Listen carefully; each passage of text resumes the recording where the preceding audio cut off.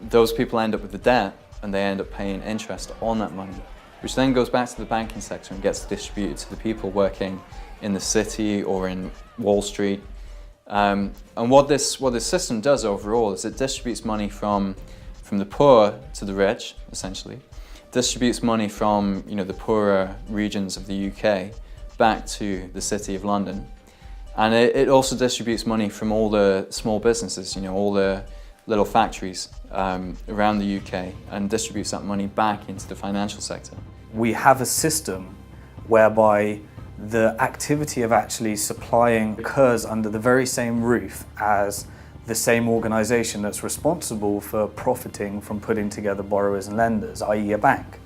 So a bank creates our nation's money supply as well as making loans for profit. The government cannot allow the banking system to fail, because if it did, over 97% of all money would disappear. This is why, in the event of a crisis, the risk is transferred to the taxpayer. But even during normal times, banks receive numerous guarantees and benefits beyond the right to create money. Bill, by the way, I know the Bank of America is a very big bank. It happens I've got $32 there myself. Now, just between us, what assurance do I have that this money is safe? Well, all deposits up to $10,000 are assured or insured by the federal government in Washington. That's my guarantee. Yes. Have you heard that the federal government is about $280 billion in the hole?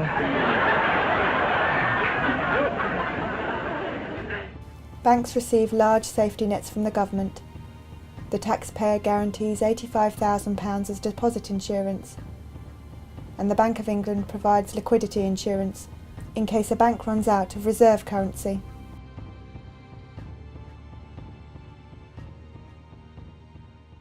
Someone wrote that a big investment bank is like a giant vampire squid, wrapped around the face of humanity, hypnotizing politicians who throw money at the banks, no strings attached, no matter what damage is done, trashing the planet, forcing cuts to things that make life better. Goodbye schools, goodbye playgrounds, goodbye jobs. The bankers that we bailed out then gave themselves bonuses that were bigger than the first wave of public spending cuts. Britain alone gave the banks more money than it cost to put a man on the moon, 6 times over. Where did our money go? Who let the banks get away with it? Why? Can vampire squids ever be useful? No government yet is brave enough to tame them. Perhaps they need a plan.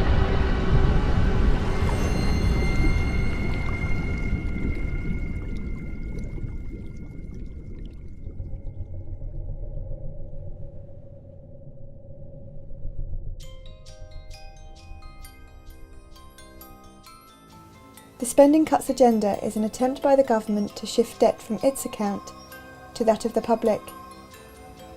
This is the government's response to the bank bailouts, and is necessary in a debt-based monetary system, where increased purchasing power is the result of growing debt, and where a diversification of debt provides overall stability and market confidence. Policies such as student fee increases and the privatisation of public services, assets and industry follow the same model.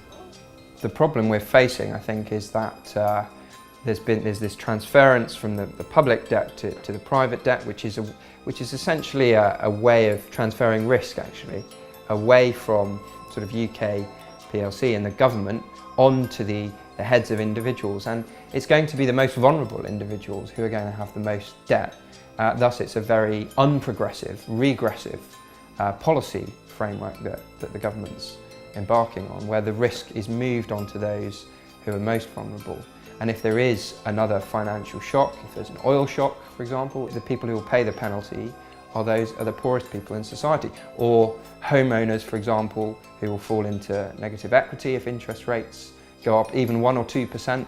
There'll be really big problems. So I don't think it's a sensible way forward at the moment at all, and it's regressive, and it's certainly not fair in the terms that the government's talking about, and it's certainly not a case of we're in this together.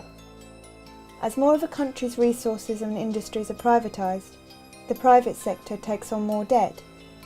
As a result, more money is created, and there is a boom.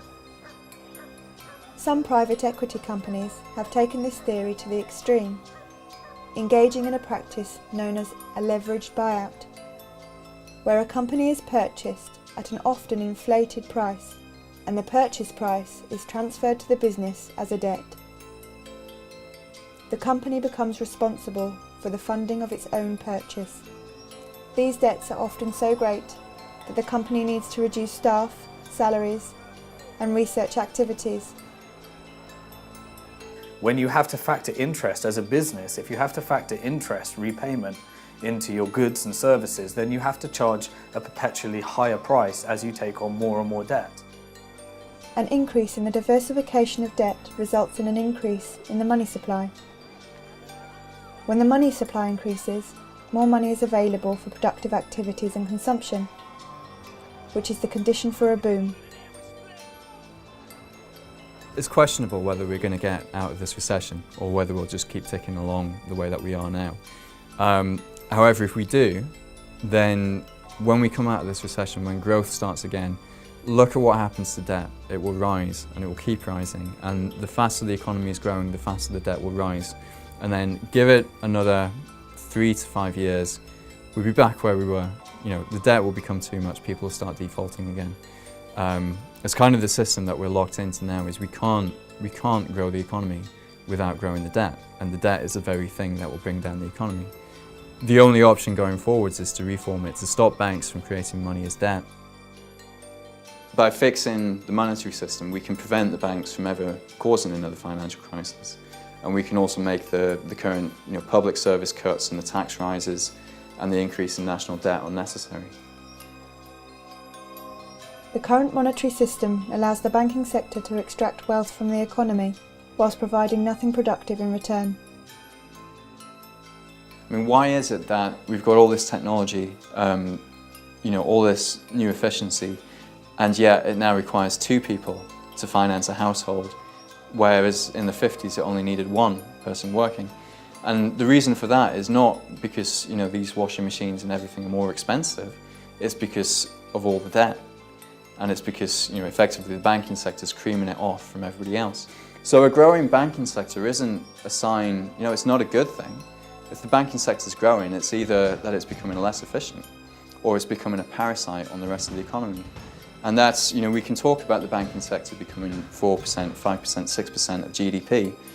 What's happening to the rest of the economy? It's becoming 96, 95, 94% of GDP. We've got to get switched on to this now.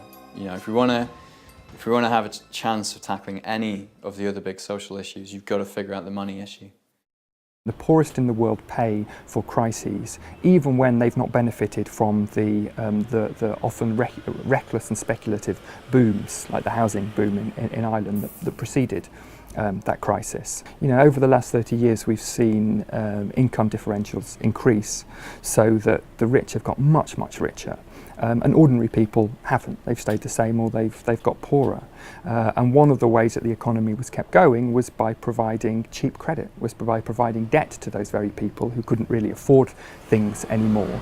So they kept buying. And when it collapses, it's those same people that have to pay once again, even though in many ways they were the victims the first time round. As a result of the crises, the Bank of England has bought corporate debt and repackaged it at lower rates of interest. Yet the average person is being asked to pay more than ever to borrow on overdrafts and credit cards. Debts between the very wealthy or between governments can always be renegotiated and always have been throughout world history. They're not anything set in stone. It's generally speaking when you have debts owed by the poor to the rich that suddenly debts become a sacred obligation, more important than anything else. The idea of renegotiating them becomes unthinkable. Can you pin down exactly what would keep investors happy, make them feel more confident? That's a tough one. Personally, it doesn't matter. See, I'm a trader. I don't really care about that kind of stuff. Were you born in England? If I see an opportunity to make money, I go with that. So, for most traders, we don't really care that much how they're going to fix the economy, how they're going to fix the whole situation. Our job is to make money from it. And personally, I've been dreaming of this moment for 3 years. If you know what to do, you can make a lot of money from this. I had a confession, which is, I go to bed every night, I dream of another recession. I dream of another moment like this. I dream of another recession. I dream of another moment like this. You can make a lot of money from this. Bruno, Virginia hurt somebody real bad. You ought to hate her. The way in which you can look across Europe now and see that the new Prime Minister of Greece, not elected, essentially imposed, Papademos, former employee of Goldman Sachs, the new Prime Minister and Finance Minister of Italy, Mario Monti, former employee of Goldman Sachs, the new President of the European Central Bank, former employee of Goldman Sachs. It's quite, you kind of see these people popping up absolutely everywhere. That's the way to change what we have. Take all power and all freedoms away from the people and collect everything into the hands of one small group with absolute power. From the people, without the people, against the people. What's been interesting out of all this, I suppose, is the question of democracy that's been opened up very starkly in Europe, that you have a government of bankers essentially imposed on you. It's bankers who more or less got us into this mess, to put it rather crudely, but that's a good first approximation to it. And then you say, okay, bankers are the people who are therefore going to get us out of it, and incidentally they're going to run your country now. There's a serious question of democracy that's opened up here. By the way, the banking crisis drove more than 100 million people back into poverty. The mortality statistics of people who go into poverty rise hugely for a whole range of reasons. So the banking crisis isn't just about becoming poorer, it was about killing people as well. And guess what? We haven't really got to the bottom of it. We never held anybody to account, and we haven't done the radical reforming job that we really needed to do, because we mistakenly thought if we destabilise the position any further, it'll make matters worse. And guess who took the decisions? All the people who were there in the first place. I think you ought to know that the business of one of these businessmen is murder.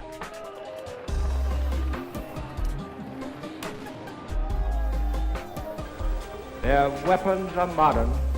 Their thinking 2,000 years out of date.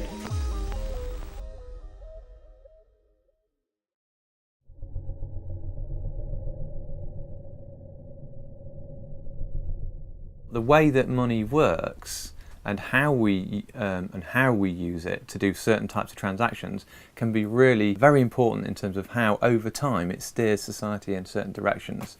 So how I use money, what I use money for, and who's controlling money and where it ends up over time can completely transform society. The kinds of businesses that get preferred by certain types of money systems. So at the moment we have a money system that prefers larger businesses that can take a lot of their wealth offshore because that's more efficient for them to do that.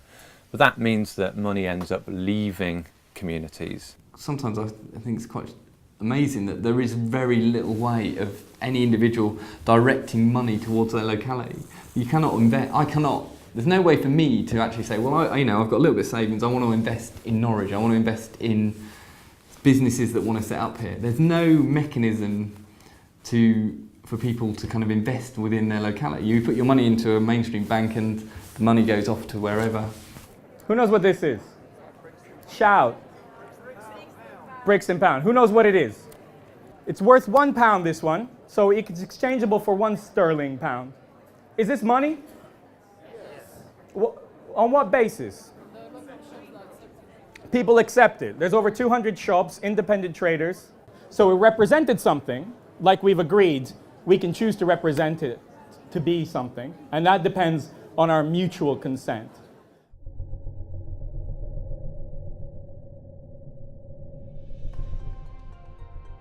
The Bristol Pound project has been fascinating because I first started reading about money and realised I didn't understand it very well. when I started trying to set up a Bristol pound. So it's been a bit of a journey for me, and I think everybody else who's been doing it. We